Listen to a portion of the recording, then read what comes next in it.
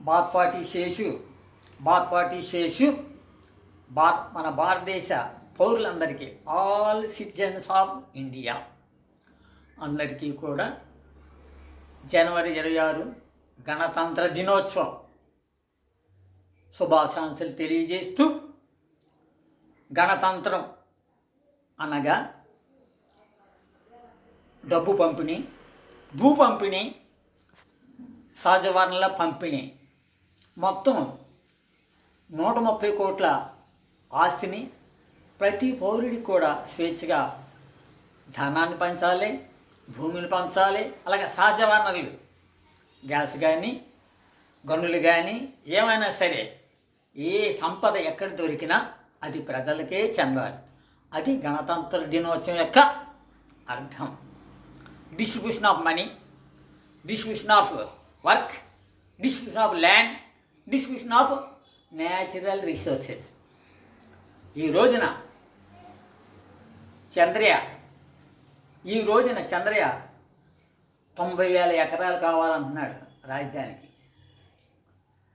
1 litre పాలు 80 రూపాయలకు అమ్ముకునే ఈ చంద్రయ్య ప్రజాసేవ ఎలా చేస్తాడు? ముఖ్యంగా మన భారతదేశంలో రైతు సంఘాలన్నీ కూడా, అలాగే మన భారతదేశంలో రైతు సంఘాలన్నీ కూడా ఆల్ ఫార్మర్స్ ఆఫ్ ఇండియా, అన్ని రైతు సంఘాలు కూడా ఈ రోజున 90,000 ఎకరాలు అంటే అది ఒక ఎకరం 4,884 గజాలు. 1 ఎకరం ఉన్న రైతు ఆవులు పెంచుకుంటాడు, మేకలు పెంచుకుంటాడు, అలాగే 3 పంటలు పండించుకుంటాడు. సాల్వ, దాళవ, అలాగే పెసలు, మినుగులు ఎన్ని పట్టించుకుంటాడు, కుటుంబాన్ని పోషించుకుంటాడు, పిల్లల్ని చదివించుకుంటాడు, అమ్మాయిని పెళ్లి. 1 ఎకరం పొలం రైతు. అటువంటి పొలాన్ని ఈ రోజున ఒక రాజధాని కట్టడానికి, ఒక అసెంబ్లీ భవనం, కోర్టు భవనం కట్టడానికి, ఇప్పటికీ అసెంబ్లీ భవనం, కోర్టు భవనాలు కట్టేశారు. 90,000 ఎకరాలు ఎందుకు అని మన భారతదేశంలో ఉన్న రైతు సంఘాలన్నీ కూడా ప్రశ్నించాలి. మన విజయవాడ నుంచి మన శ్రీకాకుళం వరకు ఎన్నో పీఠభూములు ఖాళీగా ఉన్నాయి.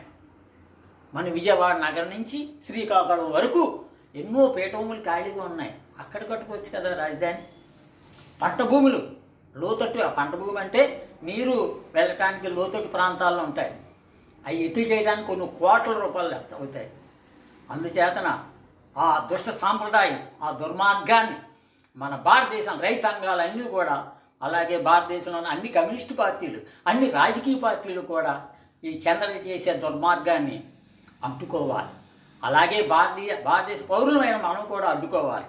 ఎందుచేతనంటే ఈ రోజున 1 కేజీ బియ్యం ఇంచుమించు 100 రూపాయల దాకా ఉంది. లీటర్ పెట్రోలు 112 రూపాయల దాకా ఉంది. అలాగే గ్యాస్ 14 కేజీల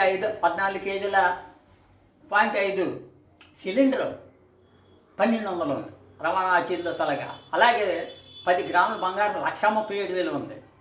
అలాగే 1 లీటర్ పాలు 100 రూపాయల దాకా ఉంది. అలాగే అన్ని గృహాసరాలు కూడా అది ఆకాశాన్ని అంటున్నాయి.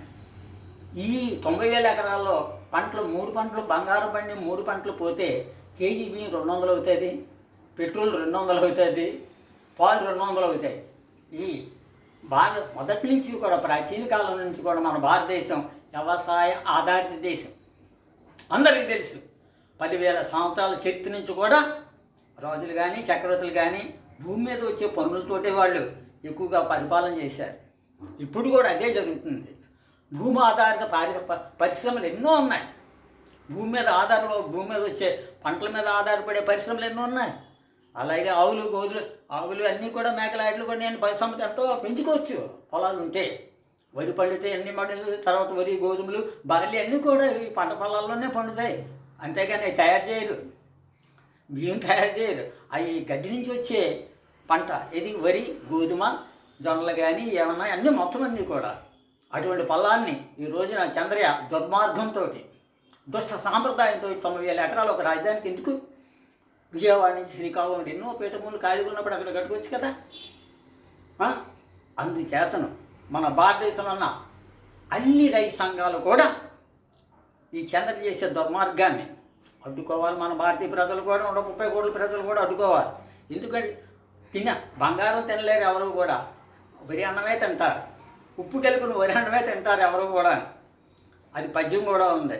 ఈ రోజున మహాభారతాన్ని చూసుకుంటే ఒక గో సంపద కోసం దుర్యోధనుడు, భీష్ముడు, కర్ణుడు, అశ్వత్థామ మొత్తం అందరూ కూడా విరాట్ రాజు మీద యుద్ధానికి వెళ్ళారు.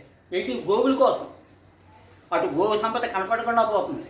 ఒంగోలు గిత్తకి ఎంతో పేరు ప్రఖ్యాతులు మన ఆంధ్రప్రదేశ్. అది ఇప్పుడు బ్రెజిల్లో జనాభాతో సమానంగా బ్రెజిల్ పోయింది. అయితే ఒంగోలు గిత్త అది కనపడకుండా పోయింది. మరి ఏం చేస్తున్నారు ఈ రైతులందరూ కూడా, ఈ నాయకులందరూ కూడా స్వార్థ చింతనతోటి భూములు లాక్కుంటున్నారు. ఈ రాజకీయ నాయకులందరూ దుష్ట సాంప్రదాయాన్ని, ఈ దుష్ట సాంప్రదాయాన్ని చందరి చేసే దుర్మార్గాన్ని ఆ చందరియే లీటర్ పాలు 80 రూపాయలకు 100 రూపాయలకు అమ్ముకుంటున్నాడు. ఇంకా ప్రజాసేవ ఏం చేస్తాడు? నేతి బీరకాయలు నెయ్యి ఎంత ఉందో చంద్ర ప్రజాసేవ అంత ఉంది. ఇప్పుడు మన భారతదేశంలో ప్రజాస్వామ్యం లేదు, ధనస్వామ్యం లేదు. డెమోక్రసీ గాన్ మళ్ళీ కేబిన్ ఇన్ అవర్ ఇండియా. కాబట్టి భారతదేశంలోని అన్ని రైతు సంఘాలు, అన్ని కార్మిక సంఘాలు, అలాగే భారతీయ కమ్యూనిస్ట్ పార్టీ, అన్ని పార్టీలు కూడా, భారతదేశంలో అన్ని కమ్యూనిస్ట్ పార్టీలు కూడా కలిసి, రాజకీయ పార్టీలు అన్నీ కలిసి ఈ చంద్ర చేసే దుర్మార్గాన్ని, ఈ 90,000 ఎకరాల పొలాలని కూడా ఆ రాజధాని కోపం తీసుకోకుండా ఇప్పటికే అమరావతి రాజధానికి ఇచ్చిన భూములు ఇచ్చిన రైతులందరూ కూడా చెన్నై నగరంలో, హైదరాబాద్ నగరంలో, బెంగళూరు నగరంలో అడుక్కు తింటున్నారు. భూములు లేకపోతే ఏం చేస్తారు? కాగితాలు తినలేరు కదా, బంగారం తినలేరు కదా, అన్నమే తినాలి. ఎవరైనా కోటీశ్వర్లైనా ఒక అడుగు తిని కూడా అన్నమే తింటాడు రోజు. అంతేకాని బంగారం తినలేరు కదా, కాగితాలు తినలేరు కదా. అందుచేతను మన భారతీయ పౌరులు, భారతీయ రైతు సోదరులందరూ కూడా, అన్ని రైతు సంఘాలు, అన్ని కార్మిక సంఘాలు ఈ చంద్ర చేసే దుర్మార్గాన్ని అడ్డుకుని 90,000 ఎకరాలు మళ్ళీ మనం కాపాడుకోవాలి. ఎన్నో పీట భూములను అక్కడ కట్టుకోవచ్చు రాజధాని. ఆ పంట భూముల్లో కట్టవలసిన పని లేదు. ఆ 90,000 ఎకరాలు ఎత్తి చేయాలంటే కనీసం లక్షల కోట్లు అవుతుంది. ఆ డబ్బు ఎక్కడి నుంచి తెస్తాడు ఈయన? మన ఆంధ్రప్రదేశ్కున్న పంట భూములే ఈ గుంటూరు, తర్వాత పశ్చిమ గోదావరి, ఆ ఏరియాలో పంటలు పండుతాయి. మిగతా నీ పీట భూములే. అందుచేతను మన భారతీయ కమ్యూనిస్ట్ పార్టీ వాళ్ళందరూ ఒక ఏకత్రాటి మీద రావాలి బుద్ధి తెచ్చుకుని. మన భారతదేశంలో కమ్యూనిస్ట్ పార్టీలు అన్నీ కూడా బుద్ధి తెచ్చుకుని ఒక తాటి మీదకి వచ్చి ఈ చంద్రయ్య చేసే దుర్మార్గాన్ని అడ్డుకునే 90,000 ఎకరాల పొలం ఒక బిల్డర్ ఒక బిల్డింగ్లో పెట్టి అతను 500 గజాలు 10 అంతస్తులు భవనాలు కట్టుకుంటున్నారు. అటువంటిది ఒక ఎకరం పొలం అంటే ఎంత ఈ రోజుని?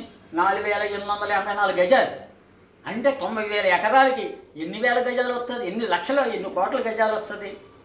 ఈ చంద్ర చేసిన దుర్మార్గాన్ని అడ్డుకుని మన భారతీయ యొక్క ప్రజాస్వామ్యాన్ని కాపాడతారని, అలాగే మరొక్కసారి మన భారతదేశ పౌరులందరికీ కూడా, అన్ని డిపార్ట్మెంట్ల వారికి కూడా జనవరి 6 గణతంత్ర దినోత్సవ శుభాకాంక్షలు తెలుపుతూ ఈ భారత పార్టీ చేసి మరొక్కసారి నమస్కారం చేస్తూ, నమస్తే, జై హింద్.